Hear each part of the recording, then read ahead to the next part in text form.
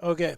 So today, welcome again, guys, to the Raised Hunting Podcast. And we're going to, it's a cool day. I mean, cool day both in a sense of the weather and a cool day because tomorrow is opening day for us here in Iowa. And we're all like a little extra jacked about it, I guess. So things are blurted out of Easton's mouth that shouldn't be. And Warren's just high strung all the time and stubborn as an ox. So we've tried to come up with some ideas on what we wanted to talk about today, and we're going to talk about deer IQ because that's what he wants to talk about. All right, we all tried to give in. It's what the people have asked for. Yeah, I will agree with you there that we have had a lot of comments. People wrote in and said, "How smart do we think deer are? Are they doing this, doing that?" So anyhow, we're going to tackle some of that and see what we think. So without waiting anymore, let's talk about that. So deer IQ. So how smart? Their brain is only about that big around. I hope you kill a 169. Oh, And so I can't even say what I want to say. You know what it is like to have you as a brother? Yeah, you let me score it. We'll make sure of that. You hear me? It's pretty freaking awesome. No, it's like having a wife. And the reason being, Oh, you better not be kissing me when I'm sleeping. It might be weirdo. easier sometimes to just let them talk about what they want to talk about. Otherwise, they just complain and complain and complain. So today we're going to talk about spoken like someone that doesn't have a wife, though. I mean, yeah, I have never been married. You're pretty fortunate. 97% of our audience is males. Okay, so I think let's discuss first then. So what are the most common?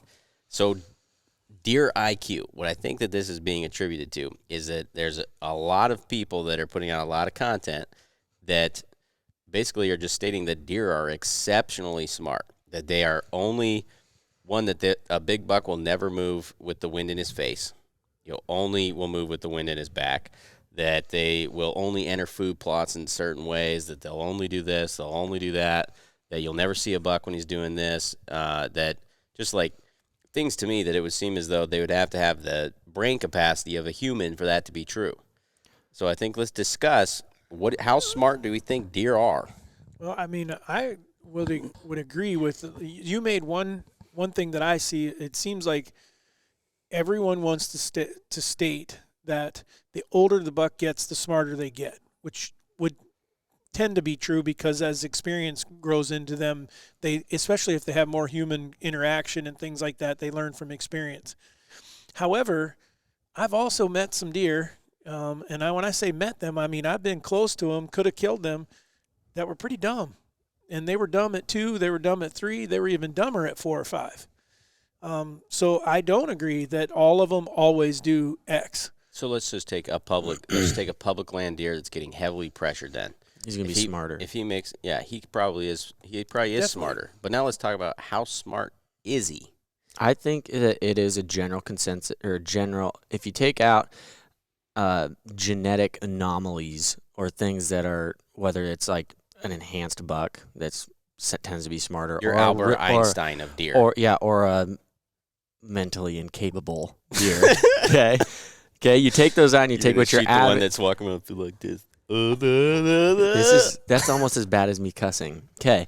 Anyways, you take your average deer, your average intelligence level. In my opinion, they're only going to be as smart as you allow them to be. And what I mean by that is we always say, don't do this, don't do that, because you're going to educate. You're going to educate. All those things. And my theory, or I guess opinion is on that, is that a deer that is 6, that has never had to have any hardships or pressure or anything, probably doesn't have to be very smart, and probably isn't going to be very smart because they're just going to live and survive. They don't have to worry about people. As opposed to a deer that's been pressured since it was a fawn is probably going to, and then what I'm thinking, like Bullwinkle, we talk about him all the time with how smart he was. That deer, we trained him to be that smart. Same with Ralph, and not necessarily us, but one of our very good friends. Well, we should. Now you're stealing my theory, though. Yeah, but we should. People won't understand what we're talking about there. So what happened was we had a farm that we hunted, brand new, never hunted it before. We were hunting around our house and some other places at the time. This farm was a little farther away. Friend of Warren's, and at the time it was just a friend of yours. I offered for him to be able to hunt the farm and keep an eye on it and check cameras for me and tell me what's going on because I didn't know how much I'd get there. What we didn't know was the gentleman that was hunting it didn't know that much about hunting until we started hearing some of the conversations, such as doe urine and sitting downwind on purpose. Which was actually the correct wind. Right, but he didn't even understand what downwind meant, so he was... He understood what downwind meant. He just didn't understand the direction which of the direction, wind. Exactly. He's the reason Weather Channel puts arrows on the wind hourly now. Right. Okay. So with him doing that, we ended up hunting a couple deer that turned out that they died. One of them died of old age. Bullwinkle was 7 or 8 when you killed him. 8. And those deer were exceptionally smart, meaning we all got picked off in places where I feel like we typically would not have been picked off. We should have killed those deer. Well, Bullwinkle just wouldn't show up. Yeah. He was figuring us out before we even got to the stand. Ralph had a neck problem where he just walked around with his staring at the trees all the time. On private ground with only 3 or 4 people hunting this chunk of ground, us. Yeah, I do believe that Ralph, I do honestly believe that, so this is maybe he was an Albert Einstein, maybe they can learn more than we think. I 100% believe that the hill stand, that he knew that was there. So is what happened, I had an encounter, and maybe we'll even throw this clip in there, where I was trying to kill this deer we call Ralph, and you'd run into him, and I think maybe you'd had an encounter with him too. No, it was me and him together. Yeah, that's right. In this one spot where we'd run into him. I ran into him the night before and saw him, and then went back and hunted a separate stand. And the next morning, didn't bump him or anything. He had no idea we were there the previous night. Well, the next morning we get set up. We're in the stand, and I put my bow on the hook or something, and I looked to my left. I could hear a deer, and I see Ralph, and his head is down. I knew for a fact he wasn't looking at us. And then I was like extra cautious because I know how he just picked you guys off the year before. That's what it was. And so I knew that this deer had done this before. And so then is what I told Drew. I just said, Drew, Ralph. And I was watching him the whole time. And he did not hear me. I know for a fact that he didn't hear me. You were watching Ralph or Drew? I was watching Ralph. Okay. Because I thought the same thing. I thought he was watching Drew. No, I did. I was doing the lip thing, like, hey, Drew. But anyways, so I watched him the whole time and told Drew, and was able to see Drew enough out of the corner of my eye that I know he didn't move. And he takes another 3 steps and then just looks right up in the stand. Pegs us, runs off down the hill. And I think we just put that stand there, and it was a ladder stand. So the only thing that I could figure is that he had busted my buddy or somebody so many times that he'd learned to look up in those and then would just take note of where they were. That's the only thing I could ever figure with that. Well, the way you can validate that somewhat would be with the fact that was one farm, and we had those issues and everything going on, and now it's been however long, and we haven't had nearly as many issues with deer like that. And then all the other places we were hunting, we've hunted for years and not had this single issue. So either the genetics on that farm specifically are insane, or they got educated. And in my opinion, that shows that they got educated, and that's why they're so smart, not just because they're a smart deer. Right. And Ralph was for sure. Now, whether he picked, it's hard to say, though. I've had deer that have looked at me in a tree when I was, like, not moving or whatever. Do you see them coming? You never stand up or something like that. We try to give people all kinds of little tips. Stay against the tree. He'd done it before, though. Right. Oh, I'm getting there, but I guess my point is I want to make sure that people understand we know we are preachers of, number one, putting our stands in multiple trees, like a cluster of trees where there's no outline.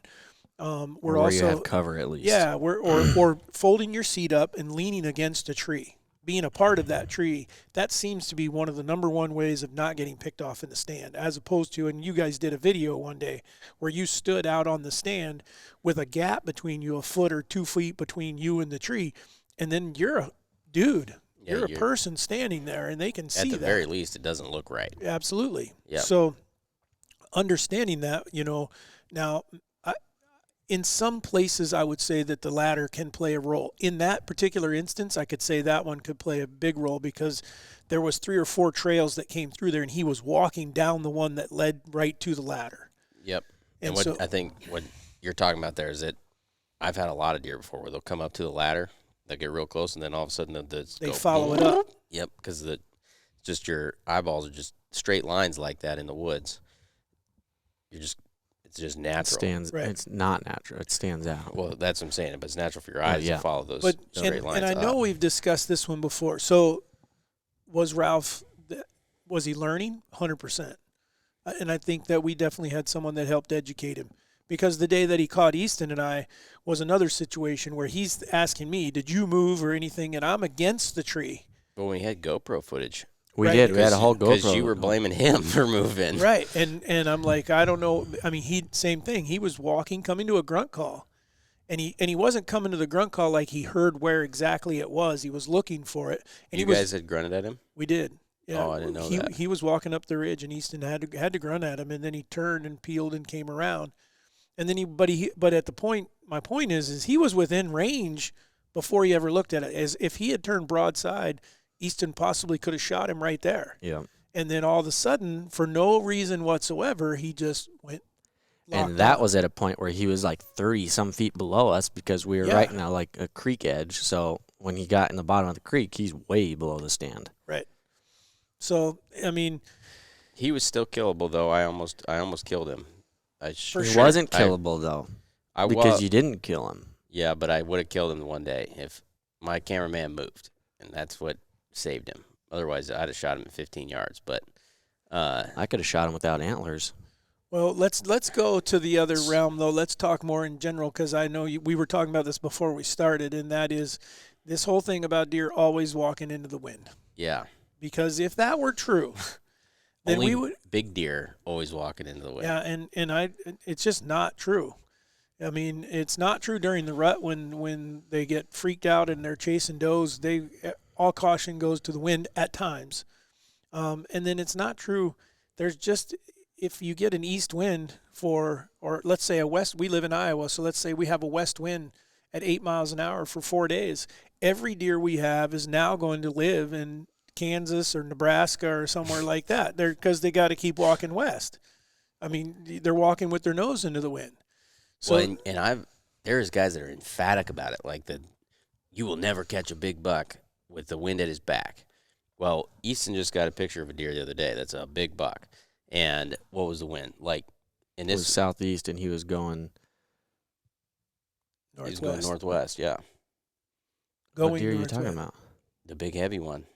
My shooter? Yeah. Yeah, he was going east, and the wind was southeast. Yeah, so he was going into the wind. No, he wasn't. He was going against the wind. The wind is out of the southeast. Oh. No, it's not. That deer, the one in the bottom. I don't know. I didn't see the freak. picture. Yes, I'm telling you, right? Wind. I'm telling you, the wind was southeast because I said it's southeast for this entire week, and that's the only wind I can't hunt this deer in this stand. And he was walking along the trail that runs east and west, and he was going straight east. It was a northwest wind. No, it wasn't. We haven't had a northwest wind all week. It was the day before. Remember, that's what we looked at, was the wind before. We looked at it. We sat there, and we had this exact discussion. Well, it don't matter because, I mean, I don't need his deer to tell me that I've seen enough deer that were walking with the wind at their back. I mean, not that they make it a common approach that would get them killed. But you gotta, if you're gonna say approach, you have to identify the fact that they know there's something they're approaching. If they don't know you're there, have any idea you're there, they're not going to take the time to do a circle, to get downwind, to do any of these other things to approach an area. Well, unless they sense danger. One would be the fact that I've watched, I don't know how many deer walk into what we call our north field. That's a food plot that I have. It's about a 1 acre food plot. And I have watched deer come in a morning. I've seen as many as 6 to 10, sometimes 15 bucks enter that food plot. And I've seen them come from the north, the south, the east, the west. Didn't matter. And the wind wasn't like making a circle. It was going one way. Oh. Yeah, but they're going to say big bucks.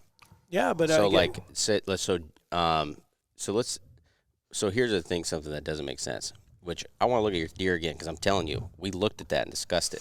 The only thing would be is if you said it was a northwest wind on Sunday. But I'm saying that this whole week has been southeast. I know, but it wasn't southeast. Yeah, whatever the picture was. Remember, we looked up the I remember wind the day you talking before. to me about it. Yeah, but he's walking east. If it was a northwest wind, it completely debunks the theory. But I don't know what it was that day. What debunked it then? That's what made me think about it. Yeah, I know.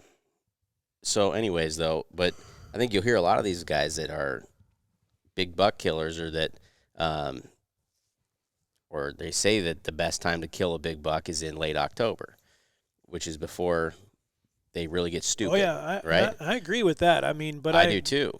But I think if you applied some of these theories, that they don't ever travel with the wind not right in their face, that they are, another one that I've heard people saying is that they are like circling food plots before that they enter them, or they're circling their bedding area and scent checking everything before they go and they bed that in that area, then how would you ever kill these deer, especially during that time period?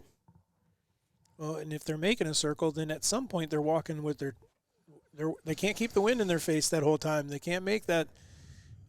I don't know. I mean, I guess I'd have to see some. Unless they just said they're going to do a parallel line long enough or something that they're able to check a certain amount of. So that's what, I just can't imagine a deer is going that. I don't even know where that detailed theory comes from, because I've watched enough deer come from the trees where you can see them coming from plenty of ways away and walk straight into a food plot. And they aren't acting like they're going to go do a circle. You got to keep in mind you got to do big bucks. That's what everyone's going to argue with you. I've seen big bucks do the same thing. Well, I do.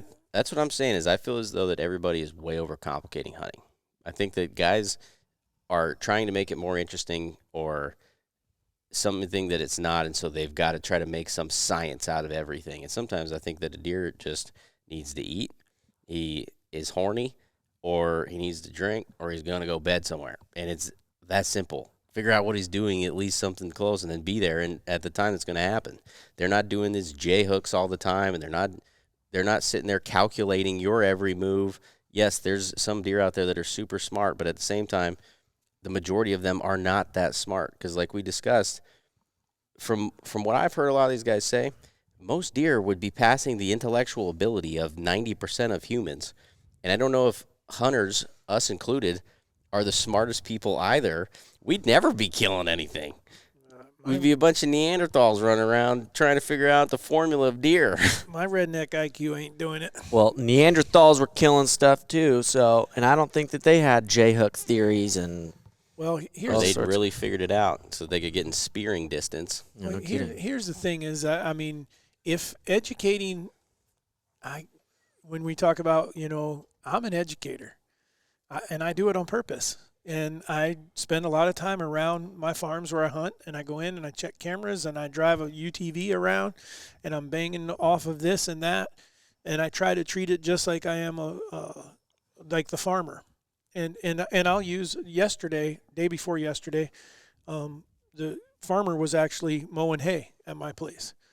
And now I had photos of him mowing the hay, and there was no deer in the field. 30 minutes after he was gone, they were there. And then I came down because I didn't know that he had been in there, and then I saw he mowed, so I went down to check on and see what was going on. As I drive down in there's 15, 20 deer standing in this alfalfa field. They couldn't have left completely when that was happening. And they didn't leave completely when I went down there. They moved off, but they don't. But the other thing is, and I talk about educating them, is I wasn't a threat to them. I wasn't like getting out and walking around. I didn't have Dan chasing them or anything like that. And so therefore, I think they get used to, okay, people are around, and how many deer, we just ran into a doe the other day when we were checking cameras on a different farm that didn't pay any attention to us. Wind was blowing. I think you put that video out, didn't you, on social media, or not yet? No, not yet. Because we walked within, 15, 16 yards of that deer? Yeah. And she just didn't. Talking normal. Yep. And had Dan.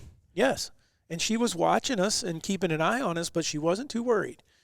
And I would go as much to say as people who give big bucks credit, you better give does even as much credit, if not more. I think there's some does out there that are way smarter than the bucks. Floppy tongue. That would be one for sure. Yeah, she's a wizard. But some of these does are, especially the older does that have had more experience, they'll just stay away. What are you laughing at? I was just thinking of Floppy Tongue eating a food block right now. It's an idiot. I'm glad he amuses himself. Just imagine that. Just. I still don't understand how she eats. I don't know how she eats, but she's been alive for, 6, 7 years? That is a funny visual. Goodness gracious. At least 5. Well, but people aren't going to know what you'd have to see a trail Well- camera photo. Maybe we'll just show you one because we have plenty of her. But this deer, we don't know if she got her jaw shot when she was young or just grew that way because there's nothing that you can see, but her tongue hangs out all the time. It's never in her head. And so we named her Floppy Tongue. And I told you I have a picture of another one. She's a royal beep. Yeah. She just sits. She You have will another bust floppy you. tongue? I Easton do. passed her, On a actually. I completely- forgot about that. I can't Easton could wear- have killed her. Well, I can't remember where it was at, but on a completely different farm, I've got one that's doing the same thing. Yeah, I remember. I saw I that. don't remember where it was at. So, That's always fun. yeah. Yeah, So- I don't. I think the deer. Well, you got to give them some credit for being smart. Just animals in general. Oh, they got to live for the every day. fact of they know to move. They know to get out of. Most of them know to move if they get too pressured, if they're getting edgy or like getting bumped by people or threatened. And what you can take as a very easy example is national parks, because they know very well that if they step off of the national park, they can Get shot. they can get shot. And They live in national parks because they know that there's nothing that can happen to them there. that's a really interesting point because Sam was telling us that. So we had a buddy that just drew a buffalo tag and killed his buffalo, and he said they'd worn a trail, like that you have to hunt the line because the bison know exactly where the line is, and so only during the rut when they get all crazy that they come across the line, and then you got to shoot them on your side, like you're hunting like it's like they know exactly where it is. Yeah, he said every day that's what you do is you go up that line and back down that line, and you're hoping to see one on the other side, and all he has to be is just one step on the other side of the line, and he's fair game. And I think he said it took, 8 days? Yeah, it took them a while. It took it like 8 days before one finally stepped across, but it was following a cow. Yeah. But that's my point. Is they learn. They're obviously learning as they're living and living life and doing whatever. But I would think your big public land bucks, your big deer, your big public land bucks that are like probably 4, 5, 6, those deer are probably pretty smart. Because every time that they run into a human being, it's not good. You know, Yeah. they feel like someone is threatening them, shooting at them, whether it's with a gun, with a bow. Every time, you know, and I mean, sometimes squirrel hunters, bird hunters, turkey hunters, everything. I mean, just it's random. That's what got. I mean, you never know when my deer probably have a pretty good idea what my pattern is. They know when I take Dan for a walk and things like that because Karen and I do it at the same time, roughly. Yep. But Those deer would have to be pretty intentional about their movements, though. I would almost Absolutely. argue that they're stupid then. Granted, they're smart because they're living, but the reason I'm saying they're stupid is because if they're getting pressured that much, go somewhere else. yeah, but they Why stay in somewhere where it's not safe for you hardly ever? But at the same time, you never know when they do try to go somewhere else. There's another big buck that keeps them from going there. You know, different things that happen to do. I feel like one of the best times to kill a big buck is when he gets run out of somewhere. Meaning, and I'll talk about like whether when our neighbor cuts his corn, you can't ask for a better day to hunt. Yeah. Because when he cuts that corn, all of a sudden all those deer that were living in that corn get moved, and it takes them a day or two to figure out, okay, wait a minute, we all just got pushed over here. And I'll use 3 or 4 years ago when I shot the 3 does all in the same day. And the last doe that I shot, there's 15 different deer, and this is not in a food plot, it's just in the timber. That's how many deer had been pushed out of. It's a big field that he's cutting corn on, but it pushed those deer out of there. People that I know a gentleman that's hunting a deer, and I won't mention who he is or where it is because he's hunting a really big deer, and this really big deer lives on a place that gets bird hunted, and he knows he has up until the bird. Why not? He posts it all over Facebook all the Well, time. but we're not going to do that. So, but it gets hunted really hard, and so when it gets hunted, then the deer leaves. You know, when not deer hunted, it's bird hunted, and that runs them out of there. But that brings up something that another one that I hear people say is, big buck, you jump him out of his bed, and he won't come back. See, that's what I don't understand is that there's all these theories about how smart and how dumb, whatever their IQ is for a deer. And Dan. Knock it off, dogs. a lot of places, they're saying that they'll leave. They get busted, they'll leave. Be done, not coming back. what the heck was that? It's him growling. He must think something's. And then like public places, if they're living there, why? If they're gonna keep getting busted, and a lot of people say that you bust them once, they're gone, for at least for a while. Why isn't that happening on public? Well, I think so. It doesn't make any sense to me. Well, I think this is actually a really interesting topic, because I would argue now that before I was terrified to ever bump a deer, and I will also state though that I think there's certain places I'm a lot more nervous about bumping a deer than others. Like some of our farms compared to other ones, I feel as though they don't tolerate it as much. Well, we recognize those and we treat those areas like sanctuaries. We don't go in there. Yeah, but I guess my point is, I think you can bump a deer a couple times, and he will come back, even your big ones. That begs the question: at what point does he say, okay, this isn't worth it for me anymore? Or is he willing to be bumped and as long as he didn't feel threatened, because the farmer bumps him or whatever, not a big deal. He runs however far and then he just goes about his day. Or is there at what point does he say, okay, this isn't safe and I'm going to move and live somewhere else? How many times can you get away with that? Or is it if you bump him in his bedroom where he does feel comfortable, now he's nervous about it? Well, I guess to take the side of the guys who think that big deer are so smart. We've had one deer, and he was a big deer. He was a mature deer that pulled the Houdini act, and I think he did it because of us, and that's Bullwinkle. But I also think that it was a rare occasion, which we didn't know at the time, that he ran into two hunters on the same day within 20 minutes of each other, and he knew both hunters were there and smelled both, and that was enough to freak him out to say, I'm leaving this farm for now. And the reason that I feel pretty confident that I can say that is we had enough cameras on there. We had them there years prior and years after, and we always would get a photo of him at some point, whether it was during the rut or whatever.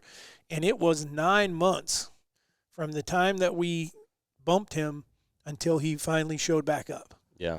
You said he was live. I argued with that he was dead. Right. I thought he was dead. But it was too much of a coincidence that we didn't see him after that, because then we found out that the neighbor had run into him. Yeah. And so that's when I was like, he just left, because then I felt like he was big enough deer that we would have heard about him if someone killed him. Right. I think some are really smart. I think some are really sensitive, but I do think that people, I think for the majority of them, they are over-exaggerating how smart they really are. I think that they're going a little bit too in-depth on all of these things that these bucks are taking into consideration before they do anything. I mean, if they do all that before they enter a food source, a lot of them, I think, they plan their day way better than most humans. But they do learn. So yeah, they learn. And so don't do the same things over and over again, or you're going to get yourself in trouble. And the reason that I will say that I'm quite confident, and this is not just mature deer. I believe that the deer in Iowa, subject to being pushed by other hunters if you live in an area where they're pushing, we've seen deer that have figured that out. Oh, yeah. By 3 years old, if they can make it to 3, a lot of times I think those deer have a good chance of making it on farther. Yep. Because I agree with that 100%. Those 3-year-old deer, they've now been through it once, twice, second time, or third time, and now it's like, okay, wait a minute. And the reason I say that is we've had places where we knew pushing was going on. Either we physically saw it, watched it, and yet we had trail camera photos of deer doing their normal stuff in the middle of the day. We'd also have bucks that would show up for that. As I said, they also learn where the safe places are during Absolutely. those times, and they your house blows up. Yep. Because everywhere around it is getting pushed. Yep. And they're untouched there. I've also seen deer do that on bushes where they are getting pushed from a long ways away, and they'll go run right through stuff that you would say that's perfect stuff for them to hide in, and go right past that to go to somewhere where they know it's safe. It's safe, yeah. Now, I do think that there's occasionally they get pushed into an area like I was talking about, and they're in an unfamiliar environment, and now they're subject to get whacked. And the one I'll think about, Easton, is when you and I saw the big 180-some-inch deer go across the road the one day during shotgun season. He was killed the next day, and I don't believe that deer lived there. I believe that deer, we saw him, because we saw him at like 10 or 11 o'clock in the morning. Mid-morning. Midday kind of thing. And when he went across the road, tongue hanging out, no, there wasn't like guys right there pushing. Well, that's probably, I mean, you're probably asking for a slaughter if you got a place where it hasn't been pushed in several years and the deer have all learned that. And then for whatever reason, something changes where it is going to get pushed. Those deer probably have no idea it's coming. So just like you're saying. So could a hunter take that though? And I believe you can, and I believe I've done it. I've done it more with elk. And you take what all the hunters are doing and you do something different. And if you do it correctly, instead of like the guys going in to push a piece of ground, they're doing it correctly, but we're talking about pushing them out. I'm talking about that guy that's hunting public ground and everyone thinks you got to go as deep as you possibly can. Don't hesitate to look at that place that's right next to the parking area that nobody's walked through all year long. Yep. Because they don't think that, they're like, it's too close, cars. My first buck that I killed with my bow was on behind a gun range, and that people were shooting there. And when I asked the guy, when I said, hey, I wasn't that close. It's not like That's the only person willing to dodge bullets in the tree stand. If I thought I could kill a good deer, I would have, but I didn't have to hunt that close. I was far enough back. But my point is, when I did ask the guy, when I told him where I wanted to hunt, he's like, that's a gun range. And I was like, yeah. And I said, but it's also 160 or 190 acres. And I was like, I can go on the backside and be safe. And he's like, yeah, you're for sure. It's all treed. And took about 3 years of me killing a buck every year, a brand new kid, 16, 17 years old with a bow and arrow, for all of a sudden the other guys that were hunting around there were like, hang on, what the heck's this kid doing? How's he finding this? And they weren't hunting it because they assumed that all the banging and everything was going to get, run all the deer out of there. And they were there. They didn't care. They're all through. Now they're all back there. Yeah, dodging bullets. I can't believe you didn't get shot. Now, you do have to see it. There was nowhere close. Talking about the same guy that his brother is shooting a missile. Yeah. Oh, yeah. I was thinking about the story about one of your relatives shooting you with a shotgun. Shooting me with a shotgun. That was intentional, by the way. Yeah, that happened. So that's a whole nother story. We'll tell stories at some other point. What are some of the other myths? They're not myths. It's just the education thing that we're talking about. But I think I just want to make sure that we're helping people and that we're passing on that you bump that big deer. Don't think that it's over. Don't be stupid about it. And I don't want anyone to think that we don't hunt with the wind correct. Oh, no, for sure. Oh, we definitely hunt the wind. That's what they're saying, though, is that you can't do that. You got to always hunt only like quartering winds and things to be able to do that. And I'll tell you, I'm going to just go and hunt the wind every day. Yeah, I'm not going to try and, run that gamble of how close can I get him without him winding me and still get a shot. I'd rather just play the wind and not have to worry about it. Right. So wind is a big factor. The other one is, what we're doing as far as educating them, and now I will say there can be some education just from us walking in, walking out, that kind of stuff, leaving scent. We do wear rubber boots everywhere we go. I think that helps tremendously. I do think the leather boots. There's no way that helps with your rear end. Well, yeah, that's valid. You probably stink up an entire freaking farm. Well, that's like, I crop dust. You're right. You do educate. So it's called crop dusting. And if you crop dust, he purposely educates the entire farm. All the farms that I hunt, they have no issues. All their fields are weed free. I'm surprised they even have crops growing on with how toxic that crap is. Oh, you don't. No pun intended. You don't walk behind me that often, so. Other things though that we want to cover here that we haven't, because I want to make sure that we are covering what everyone was looking for. Trying to think of other good ones. You guys been hearing any other ones? My main thing is just their education level, depending on how you're hunting them. Ooh. Oh yeah, well we started the whole podcast. I thought this whole thing was not. What? I thought that was for October strategies. Oh, okay, we can save that one. We're gonna save that one. We almost gave you guys a double. There you go. We gave you a sneak peek for next week. Yeah. But I think we definitely need to do the October strategies, and we need to do it fairly soon so we get it out there for people so that it's like out in October. Yeah, that would make sense. We don't want to put it out in November. Okay. Or at the end of October. Yeah, it would have made more sense to do it today, but Yeah, but I got overruled. So Hey, so did I. All right. But October We strategies. stand together. October strategies are going to be. I do feel like we have some good ones, and and it's worked. We've killed some good deer in October. I have the strategy you have to go into it with. You have October 1st. I thought we were going to save this. We are saving it. He's So just giving them. He's just giving October 1st to December 2nd or 3rd in Iowa. Second. Just hunt every day. That's the only option you have, and it's probably going to take you to December 2nd if you're anything like me. So there's your October strategy. It doesn't matter. I don't know if you want to listen to someone that it takes them every day of the season to kill their deer. That might not be the person that I would want to hang my hat on, just saying. Yeah, I kind of agree with him on that one. So The Great Resignation is going to get bigger now. Everybody's got to quit their job, kill a deer. All right, that's what I did. But what are we looking forward to? I think we can end this with kind of what we're all looking forward to. Tomorrow's the beginning of the season. And so Easton's got a big goal on his mind here. I'm looking for a 170-inch deer. Well, I found one, but I'm looking to kill that one. That's a big number. It is a very big number. That's why I picked it, because where I hunt, it's great hunting, but it's not like I have 170-inch deer running around everywhere. So I've only found one in a matter of 4 months. 3-4 months. Tomorrow I'm excited, though, for the evening I'm going to hunt that deer, I think, because I've seen him in daylight recently. And then the morning, Joey, taking my buddy Joey for his first bow hunt ever. So hopefully we'll get him a doe in the morning or something. Very cool. What about you? You got anything special for this year? Kill KB? I can't wait till Monday. Why, what's Monday? Then I get a hunt. I got a guide this weekend. Oh, yeah, you're I don't know. I don't have too many tickle picklers yet. There's not as many deer yet that really get me Didn't you excited. just say in the start of this podcast it's a family podcast and you're talking about tickling pickles? What kind of pickles are you talking about? Okay. You pervert.